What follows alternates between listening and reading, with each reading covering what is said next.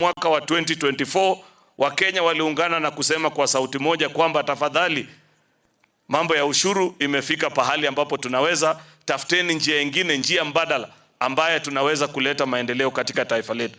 Na ndiposa rais aliketi chini akafanya mpango mzuri, akaangalia kwamba kuna viwanda vingi vya serikali ambaye vikiwekwa mikono watu ambao wale wanajua kufanya kazi hiyo bora kushinda serikali, mwananchi atafaidika.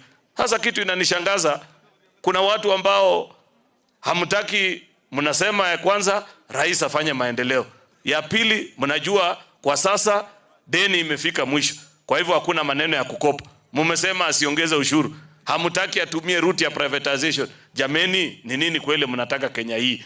Nyinyi ni watu wanafiki ambaye hamna kwa akili zenu mipango ya maendeleo.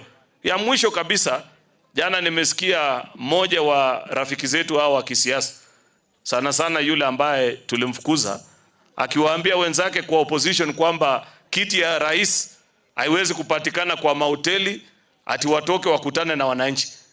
Mimi nakubaliana naye, lakini ningemuongezea kidogo nimwambie pia hiyo kiti ya rais haipeani kwa mazishi. Kuja baka kwa wananchi basi. Waacha siasa ya kuzunguka kila mahali pale kuna mazishi. Sasa unageuza ni mkutano ya kuongea fitina na uongo kuhusu rais. Kama wewe unaona uko na nguvu na uwezo ya kuongoza taifa la Kenya, zunguka Kenya mzima. Kuja baka hapa Nandi, tuambie ni mpango gani uko naye kuhusu maisha yetu.